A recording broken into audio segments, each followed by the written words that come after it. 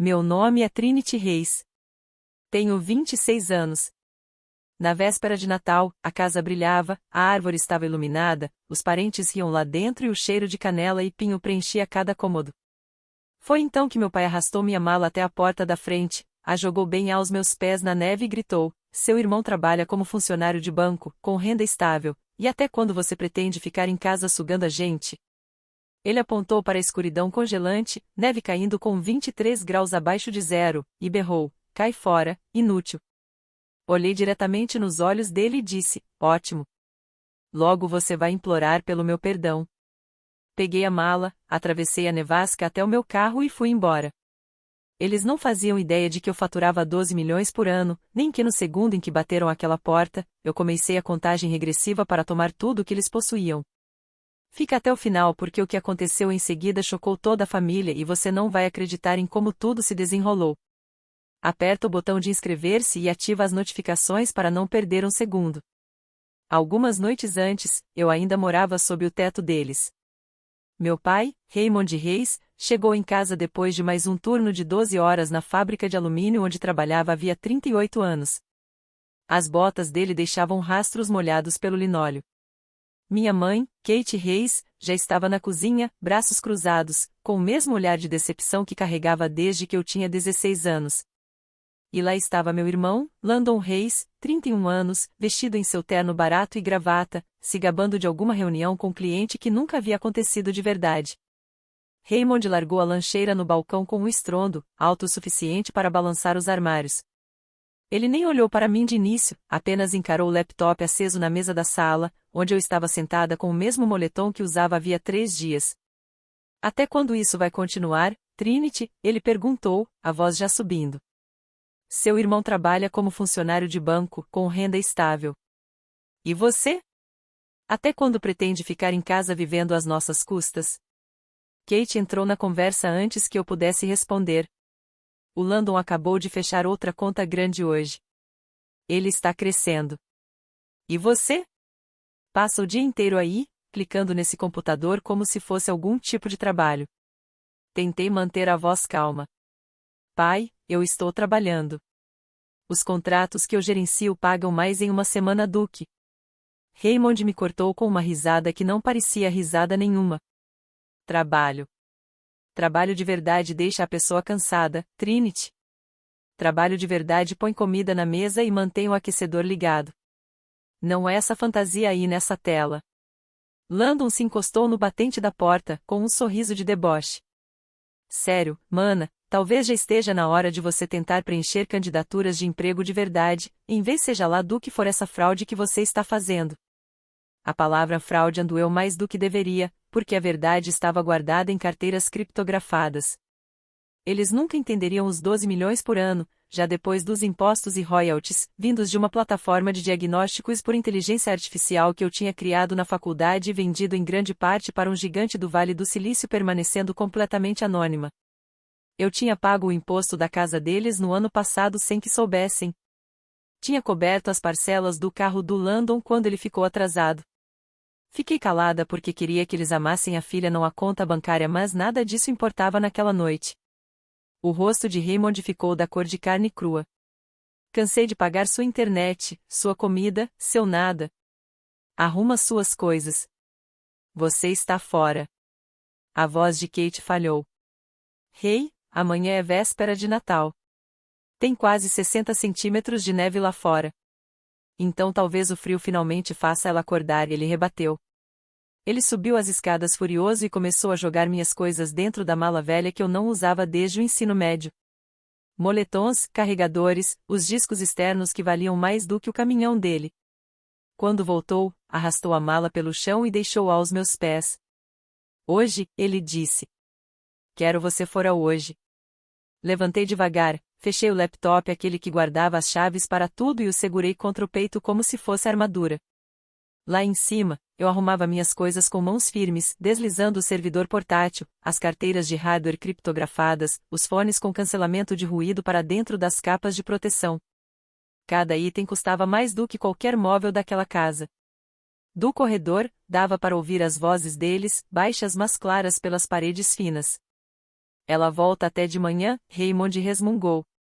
Vai pra onde? Não tem nada. Kate parecia cansada. Fomos muito suaves. Landon disse que precisamos impor limites. O Landon está certo, Raymond respondeu. Quando ela voltar rastejando, chega de vida grátis. Ou paga aluguel, ou arruma um emprego de verdade no shopping. Talvez a agência onde ele trabalha tenha vaga para caixa. Fechei o último zíper, rolei as 2 malas até o patamar e deixei as rodas baterem em cada degrau, altas, intencionais. Eles estavam esperando na cozinha quando cheguei ao fim da escada. Raymond segurava uma cerveja, parecendo satisfeito. Kate não conseguia olhar para mim. Parei na porta, mão na maçaneta, a neve já rodopiando sob a luz da varanda. Esta é a última vez que vocês vão me ver nesta casa, eu disse baixinho. Raymond bufou. A gente vê isso quando você estiver congelando lá fora, sem dinheiro e sem ter para onde ir. Pisei na noite e puxei a porta atrás de mim. A fechadura clicou como um ponto final na frase que eu nunca pedi para escrever. Naquela mesma noite, fiz check-in no hotel. O manobrista levou meu carro enquanto eu arrastava as malas pelo saguão de mármore do Davenport Grand, o único lugar em Spokane ainda aberto e quente na véspera de Natal. Reservei a maior suíte disponível, paguei com o cartão preto que nunca é recusado e dei uma gorjeta ao carregador autossuficiente para melhorar o feriado dele. Quando a porta se fechou atrás de mim, o silêncio finalmente caiu. Sem gritos, sem portas batendo, sem histórias de sucesso inventadas pelo Landon, apenas o zumbido suave do aquecedor e as luzes da cidade piscando pela janela coberta de neve. Servi um copo do bourbon de cortesia, abri o laptop e liguei para a única pessoa que sempre soube toda a verdade sobre o que eu faço. Kim Larson, minha melhor amiga desde o primeiro ano em Gonzaga e agora advogada financeira em Seattle, atendeu no segundo toque. Feliz Natal, Trin. Por que eu estou ouvindo máquina de gelo de hotel ao fundo? Porque meus pais acabaram de me jogar para fora no meio de uma nevasca, respondi, mantendo a voz neutra. Preciso que você puxe todos os registros financeiros possíveis de Raymond e Kathy Reis. Contas bancárias, relatórios de crédito, ônus, tudo. E precisa ser hoje à noite. Que não fazia perguntas idiotas. Me dá 30 minutos. Enquanto ela trabalhava, eu comecei a cavar por conta própria. Eu ainda tinha acesso às contas conjuntas que fui criando silenciosamente ao longo dos anos, aquelas que meu pai achava que eram só poupanças extras para a aposentadoria. Os números carregaram devagar, e o que vi fez o bourbon descer como ácido. Landon tinha sido demitido do emprego de agente de crédito no Washington Trust 10 meses antes. Demissão por violações repetidas de política, fosse lá o que isso significasse. Mesmo assim, todas as manhãs ele ainda colocava o mesmo terno, beijava a mãe, e dirigia até o centro para sentar em cafeterias por 8 horas antes de voltar para casa com histórias inventadas sobre promoções e grandes clientes. O estrago real era pior. 6 meses atrás, ele tinha feito um empréstimo com um credor privado, uma segunda hipoteca de hard money sobre a casa por $210 mil a 12% de juros. Disse à mãe e ao pai que era para reformas e que o banco tinha aprovado por causa do crédito impecável dele. Eles assinaram sem ler as letras miúdas, porque Landon era o responsável. 4 parcelas já estavam atrasadas. O credor havia enviado o primeiro aviso de inadimplência semanas antes, enfiado numa pilha de correspondências que minha mãe provavelmente nunca abriu. Juros e multas se acumulavam rápido, e a cláusula que mais me doeu estava lá, preta no branco. Em caso de inadimplência, o credor podia iniciar a execução da hipoteca sem processo judicial. Washington é um estado de non-judicial foreclosure. Isso significava que a casa poderia desaparecer em até 4 meses se ninguém pagasse. Então veio o golpe final. A apólice familiar de seguro-saúde, aquela que meu pai precisava para os remédios de pressão e minha mãe para a artrite, tinha sido cancelada 3 meses antes. Landon deveria cuidar das mensalidades com seu salário estável do banco. A carta de cancelamento estava largada na pasta de spam do e-mail da minha mãe. Recostei na cadeira e encarei o teto. Cada dólar que eu havia transferido em silêncio para mantê-los confortáveis. Cada madrugada de programação que pagou o imposto da casa. Cada vez que engoli as palavras quando me chamaram de preguiçosa. Landon tinha destruído tudo e mentido na cara deles. Kim ligou de volta antes do previsto. Tenho tudo, disse ela. Seu irmão tem estado ocupado. Vários adiantamentos em dinheiro, cartões de crédito estourados no nome dos seus pais, e aquele credor privado é um tubarão de Boise.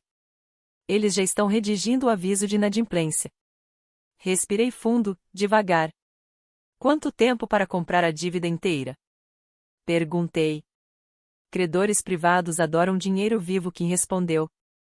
Se você fizer a transferência amanhã, posso preparar os documentos de cessão em uma semana, talvez menos. Assim que estiver no seu nome, você controla o prazo. Fechei o laptop e olhei para a neve que ainda caía sobre o centro de Spokane.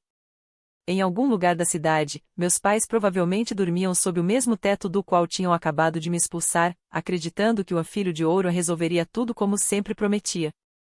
Eles não faziam ideia de que a solução já estava a caminho e viria da filha que chamaram de inútil. Poucos dias depois, Kim já tinha feito contato com o credor. Ela me ligou do escritório em Seattle enquanto eu olhava pela janela da suíte para o rio Spokane, congelado sob uma nova camada de neve. O credor privado era uma empresinha de Boise, administrada por um sujeito que só se importava com uma cor, verde. Kim foi direta, eles estavam cansados de perseguir pagamentos atrasados e mais do que felizes em se livrar da nota em troca de dinheiro imediato, sem perguntas. Bastava eu transferir o valor total do saldo mais um pequeno adicional pelo incômodo e toda a dívida de $238 mil seria minha antes do fim do mês. Pedi que ela agisse rápido, mas limpo. Tudo tinha que passar por uma LLC registrada em Wyoming, para que meu nome não aparecesse em nenhum documento. Kim criou a empresa naquela mesma tarde, protocolou a cessão da dívida na manhã seguinte, na semana seguinte, o credor confirmou o recebimento da transferência. A nota promissória original, a escritura em garantia, todos os avisos de atraso, todas as notificações de inadimplência, tudo agora pertencia a uma empresa controlada 100% por mim. Kim me enviou o pacote digitalizado enquanto eu comia um filé de room service na suíte. Li cada página 2 vezes. A cláusula que fez meu pulso acelerar era a cláusula de aceleração, mais um pagamento perdido e o saldo total se tornava imediatamente exigível, sem período de cura. A lei do estado de Washington permitia ao credor iniciar a execução extrajudicial no dia seguinte ao envio de um simples aviso de inadimplência. A partir dali, o relógio rodava por cerca de 120 dias até a casa poder ser vendida nos degraus do tribunal. Eu agora segurava a única chave desse relógio. Perguntei a Kim quanto tempo faltava para o próximo pagamento se tornar oficialmente atrasado. Ela riu, aquele tipo de riso que só usa quando sabe que alguém está prestes a aprender uma lição muito cara. Tecnicamente, venceu há 5 dias. Eles só não mandaram outro aviso porque presumiram que ninguém vai pagar mesmo. Um e-mail seu e esse aviso sai amanhã. Pedi para ela esperar. Eu queria que a inadimplência fosse absoluta, incontestável. Mas também queria que eles se sentissem seguros por mais um pouco tempo suficiente para cavarem o buraco ainda mais fundo. Que entendeu sem que eu precisasse explicar. Ela já tinha visto o que o favoritismo faz com uma família. Enquanto a papelada andava, eu me mantive ocupada. Arrendei um apartamento mobiliado, silencioso, no centro, em nome da LLC. Levei meus servidores e monitores para lá e montei um segundo escritório que parecia o de qualquer outro trabalhador de tecnologia. Até comprei um Subaru usado para não aparecer com nada chamativo. O objetivo era ficar invisível até o momento em que eu escolhesse ser vista. Todas as noites eu verificava as contas conjuntas às quais eu ainda tinha acesso apenas para visualização. Landon continuava transferindo pequenas quantias das economias da mamãe e do papai para sua conta corrente, sempre um pouco abaixo do limite que acionara um alerta. Pagava apenas o mínimo do cartão de crédito, pulava a hipoteca completamente, de alguma forma, ainda comprava roupas novas e levava os amigos para comer frango às sextas. Mamãe continuava postando fotos orgulhosas dele de terno no Facebook, com legendas sobre o quanto ele trabalhava duro pela família. Eu salvei cada captura de tela. Que me mantinha atualizada quase todos os dias. O credor registrou oficialmente a cessão da escritura de garantia no cartório do condado de Spokane. A partir daquele momento, qualquer pagamento ou notificação teria que passar pelo escritório dela. Ela redigiu o aviso oficial de inadimplência, mas deixou a data em branco, pronta para preencher assim que eu autorizasse. Uma noite, ela me ligou soando quase animada. Eles acabaram de tentar negociar uma extensão com o credor antigo. O cara em Boise disse que a nota foi vendida e deu a eles meu contato. Landon deixou uma mensagem de voz implorando por 60 dias porque algo grande está vindo aí no banco. Quer ouvir? Eu disse que sim. Ouvir a voz dele tremer enquanto mentia sobre uma promoção que nunca existiria foi melhor que muita sessão de terapia. Pedi a Kim que o ignorasse por enquanto. Deixe-os acreditar que o novo dono talvez seja razoável. Deixe-os continuar gastando dinheiro que não tinham e ignorando pagamentos que não podiam atrasar. Encerrei a ligação e fui até a janela. A neve voltava a cair, suave e silenciosa, cobrindo todas as pegadas. Em algum lugar da cidade, meus pais provavelmente discutiam sobre como eu era teimosa, enquanto Landon prometia que tudo ficaria bem em breve. Olhei para o aviso de inadimplência em branco na minha tela e não senti nada parecido com pena. Senti paciência. O momento perfeito estava chegando e, quando chegasse, eu estaria pronta para transformar aquele único pedaço de papel no som mais alto que eles já ouviram. Perto do fim daquele ano, dirigi o Subaru cinza alugado de volta à casa para pegar as últimas coisas que havia deixado para trás. Escolhi uma tarde de dia útil, quando sabia que papai estaria no centro comunitário dos idosos jogando cartas e mamãe faria sua compra semanal no mercado. Só o Landon estava em casa. Usei a chave reserva que ainda tinha, desci direto para o porão e carreguei as 2 últimas caixas de equipamentos. Eu não podia correr o risco de deixar um servidor antigo, alguns discos criptografados e alguns sensores médicos protótipos que valiam mais do que a rua inteira. Eu estava no meio da escada quando Landon apareceu no topo, ainda com a camisa social amarrotada, a gravata afrouxada e o hálito de café forte o suficiente para ser sentido a 2 metros. "O que diabos você está fazendo aqui?" ele rosnou. "O pai disse que, se você aparecesse de novo, ele chamaria a polícia." Continuei andando, coloquei as caixas perto da porta e me virei para ele. "Estou levando o que é meu, só isso." Ele bloqueou o corredor, braços cruzados, tentando parecer maior do que realmente era. "Você não vai levar nada até pedir desculpas pelo que fez na véspera de Natal." A mãe chorou por dias. Eu enfiei a mão no bolso do casaco e tirei uma pasta fina.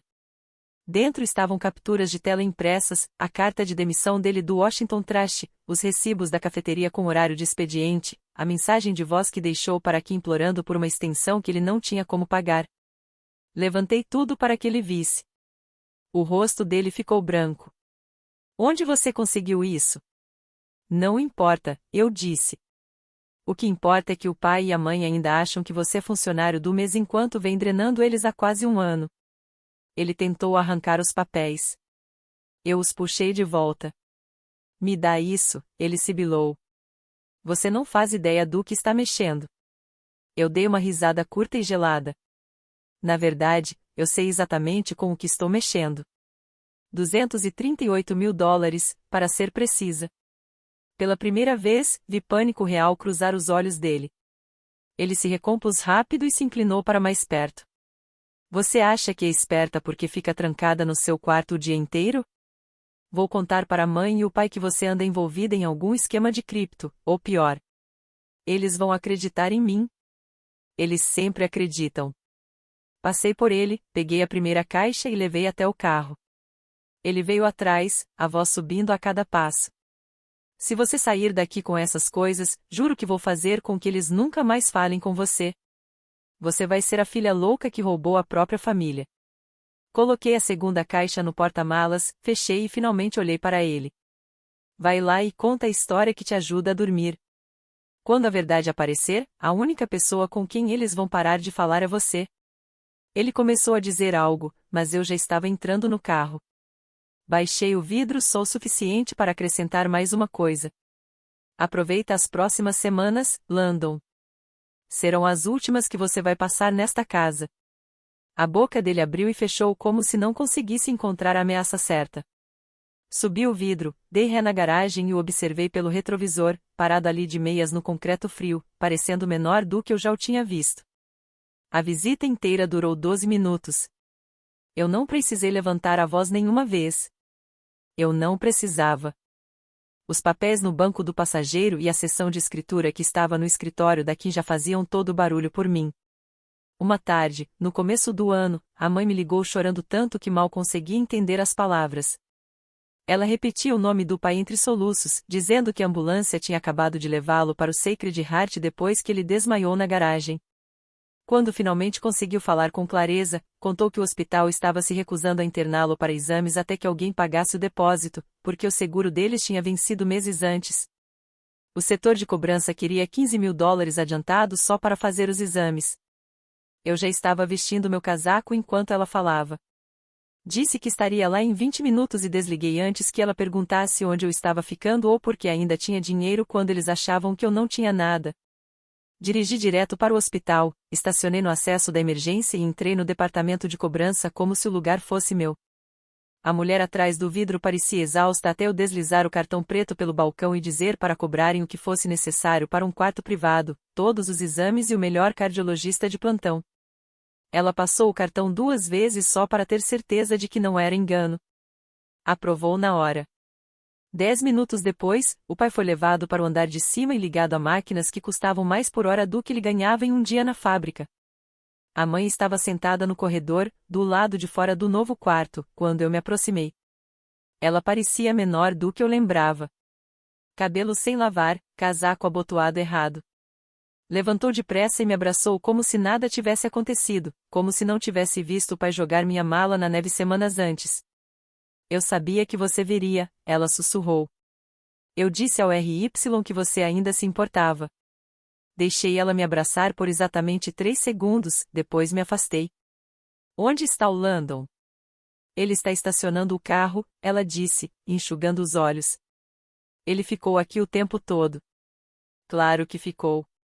Landon apareceu no fim do corredor carregando 2 cafés da máquina, fingindo que ainda não tinha me visto. Quando finalmente olhou, o rosto dele atravessou as mesmas etapas que eu já reconhecia: surpresa, cálculo, sorriso falso. Ei, mana, ele disse, entregando um copo para a mãe. Bom ver você ajudando pela primeira vez. Eu não respondi. Entrei direto no quarto do pai. Ele estava acordado, pálido, com tubos de oxigênio no nariz, mas seus olhos se fixaram em mim no segundo em que entrei. Trinity, ele crocitou. Você não devia ter que pagar por isso. Eu já paguei, eu disse, puxando uma cadeira para perto da cama. Tudo. A mãe e o Landon entraram atrás de mim. O quarto pareceu encolher. Abri a pasta que carregava no casaco e espalhei os documentos sobre o cobertor, um por um: o aviso de cancelamento do seguro, o extrato do credor privado mostrando pagamentos atrasados, a carta de demissão do Landon, a seção de escritura que agora listava uma LLC de Wyoming como proprietária legal da hipoteca deles. Papai encarou os papéis como se estivessem escritos em outra língua. Mamãe só balançava a cabeça, sussurrando a não repetidas vezes. Landon tentou rir. Isso é falso. Ela imprimiu essa porcaria para assustar vocês enquanto estão doentes. Peguei meu telefone, apertei o botão de reproduzir e a própria voz do Landon encheu o quarto correio de voz que ele tinha deixado para Kim, implorando por mais tempo porque uma grande comissão estava chegando. Papai fechou os olhos ao ouvir. Mamãe finalmente falou, com a voz trêmula: tem que ter uma explicação. O Landon não faria isso com a gente. Ele já fez, respondi calmamente. E vocês dois assinaram os papéis que permitiram. Papai tentou se levantar, os monitores apitando mais rápido. Quanto nós devemos? Mais do que a casa vale, neste ponto, respondi. Mas não é por isso que estou aqui. Eu paguei o hospital porque ninguém merece ser rejeitado. O que acontece agora depende de vocês dois. Mamãe segurou a mão do Landon. Ele deixou. Levantei, recolhi as cópias e olhei para eles uma última vez. Terminei de limpar mentiras, eu disse. Quando estiverem prontos para enxergar a verdade, sabem onde me encontrar. Até lá, cuidem de vocês. Saí sem esperar resposta. No corredor, ouvi mamãe começar a chorar de novo, mas dessa vez Landon não estava consolando, ele estava em silêncio. No fim de semana seguinte, a garagem estava arrumada. Os aquecedores a propano rugiam. A porta de enrolar estava totalmente aberta para o ar gelado. E a festa anual de Ano Novo e Natal atrasado estava a todo vapor. Cada primo, tio, tia e vizinho antigo num raio de 3 quarteirões tinha aparecido com cadeiras dobráveis, panelas elétricas e engradados. As mesas estavam cobertas com toalhas plásticas vermelhas e verdes. Luzes de Natal pendiam das vigas, mesmo com o feriado já passado, e alguém já tinha ligado a máquina de karaokê nos alto-falantes externos. Papai estava sentado na poltrona perto do aquecedor, usando a camisa de flanela nova que os primos compraram, parecendo quase como antes. Mamãe circulava enchendo tigelas de salgadinho e agradecendo a todos por terem vindo. Landon estava no centro de tudo, com um corte de cabelo novo e o mesmo sorriso falso que usava havia 10 meses, passando uma velha lata de café com um bilhete escrito à mão: ajude com as contas médicas. Qualquer valor ajuda. Observei da entrada da garagem por um minuto, mãos nos bolsos do casaco, respiração virando névoa no ar frio. Kim tinha me mandado mensagem 20 minutos antes dizendo que o mandado de prisão por exploração financeira de adulto vulnerável e fraude bancária tinha acabado de ser assinado. O xerife Morgan e um auxiliar estavam estacionados meia quadra atrás, esperando meu sinal. Entrei. A conversa diminuiu por meio segundo quando perceberam minha presença, depois voltou ao normal com cumprimentos constrangidos e abraços rápidos. Os olhos da mamãe se arregalaram e logo se encheram de lágrimas enquanto ela corria até mim. Papai levantou uma mão fraca em cumprimento. O sorriso do Landon congelou no rosto. Dei um abraço rápido na mamãe, assenti para o papai e continuei andando até ficar ao lado da máquina de karaokê. Tirei o cabo auxiliar do primo desavisado que estava prestes a cantar Sweet Caroline, conectei meu telefone e aumentei o volume principal ao máximo. A garagem ficou em silêncio. Primeiro veio a voz do Landon, alta e claro, o correio de voz que ele tinha deixado para Kim 2 semanas antes. Por favor, eu só preciso de mais 60 dias. A agência vai me promover a regional. A comissão vai cobrir tudo, eu juro pela vida do meu pai. Um murmúrio de choque percorreu o ambiente. Alguém deixou cair um copo plástico. Apertei em próximo arquivo.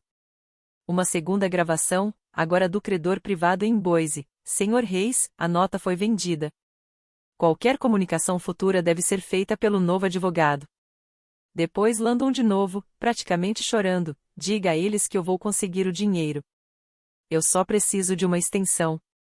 Deixei tocar o suficiente para todo mundo reconhecer a voz dele, então cortei o áudio e encarei a multidão.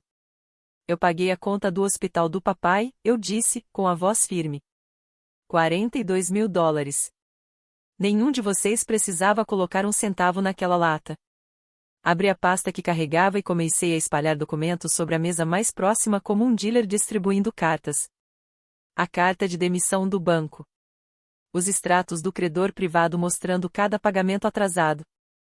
O cartão de assinatura falsificada que permitiu ao Landon abrir cartões de crédito em nome da mamãe e do papai. A escritura registrada mostrando que uma LLC de Wyoming era agora a detentora legal da hipoteca da casa. O tio Gary pegou a escritura, leu o nome do novo proprietário e olhou para mim. Trinity, isso é você? Assenti uma única vez. Landon finalmente encontrou a voz. Isso é loucura. Ela está mentindo para todos vocês. Ela invadiu meu celular. Ele parou porque duas figuras uniformizadas surgiram na porta aberta da garagem. O xerife Morgan, amigo do papai desde o colegial, veio direto em direção ao Landon com as algemas já na mão. Landon Reis, você está preso por exploração financeira de adulto vulnerável, furto de identidade e fraude bancária. Você tem o direito de permanecer calado. A garagem explodiu. Tias gritaram. Primos puxaram os celulares. Mamãe desabou numa cadeira dobrável, chorando o nome do papai sem parar. Papai apenas olhava para o chão, o rosto cinza. Morgan terminou de ler os direitos, colocou as algemas e virou Landon para a saída. Landon se virou o suficiente para gritar comigo: foi você. Você arruinou tudo. Esperei até o xerife levá-lo até o limite da porta antes de falar de novo, alto bastante para todos ouvirem: eu comprei a nota de forma legal. O próximo pagamento venceu há 5 dias. Ele não foi feito. O aviso de inadimplência já está registrado. Em 120 dias, esta casa vai a leilão público, e eu serei a única pessoa a fazer uma oferta. Mamãe levantou o rosto, o rímel escorrendo pelas bochechas.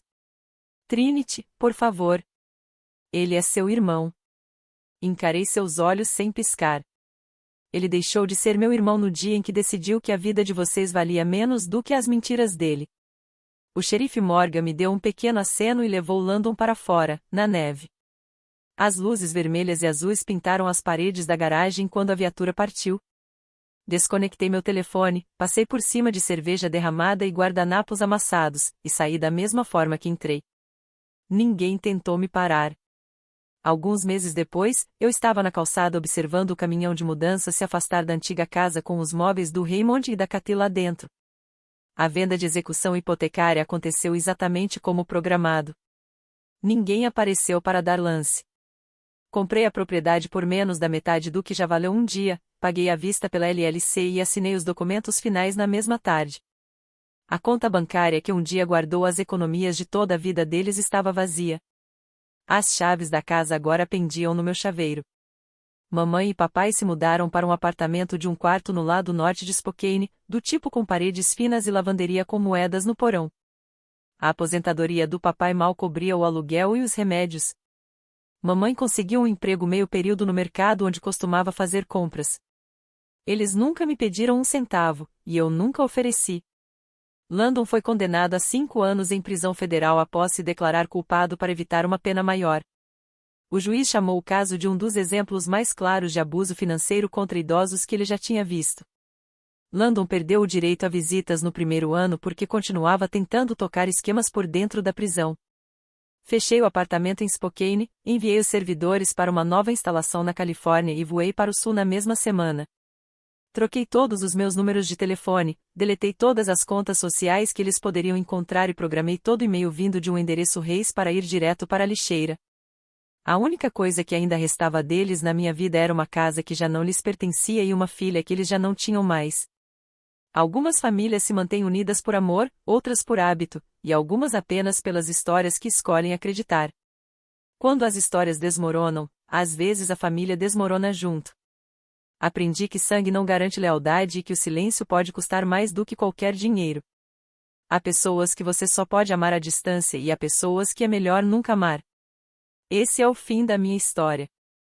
Obrigada, do fundo do meu coração, por ficar comigo até a última palavra. Se algo nessa jornada fez você pensar sobre sua própria família, suas próprias escolhas, ou as maneiras silenciosas pelas quais as pessoas podem machucar quem está mais perto, compartilhe suas reflexões nos comentários. Eu leio cada uma delas. E se esta história significou algo para você, compartilhe com alguém que precisa ouvir que se defender nunca é errado.